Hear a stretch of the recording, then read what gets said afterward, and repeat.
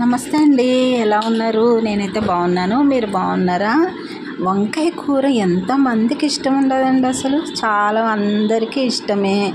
ఇప్పుడు non veg తినని వాళ్ళకి ఈ వంకాయ కూరే చాలా ప్రీతికరం అన్నమాట. వెజ్ తినే వాళ్ళకి వంకాయ కూర ఎన్నిసార్లు వండుకున్నా కానీ తనివి తీరదండి అసలు. ఎన్ని రకాలుగా వండుకోవచ్చు. గుత్తి వంకాయ కూర, కొత్తిమీర కారం పెట్టి కూర, అల్లం పచ్చిమిరపకాయ కూర, చాలా కూర పొడేసి ఇలా గుత్తుల్లా కాకుండా ముక్కలు కట్ చేసుకుని అలా కూర పొడేసి చేసుకోవచ్చు. ఇలా గుత్తులుగా చేసుకోవచ్చు. ఎంతమందికి ఇష్టం ఉండదు చెప్పండి ఈ కూర అసలు. మా ఇంట్లో అయితే వారంలో 4-5 టైమ్స్ వండుతూనే ఉంటాను. ఎంత తిన్నా విసుగురాదండి. అందులో మా అమ్మాయిలకి వంకాయ కొత్తిమీర కారం పెట్టి కూర అంటే చాలా ఇష్టము. ఇది కొత్తిమీర కారం పెట్టి అల్లం పచ్చిమిరపకాయ పెట్టి ఎక్కువ గోదావరి జిల్లా వాళ్ళు చేసుకుంటారు. మేము గోదావరి జిల్లా వాళ్ళమే.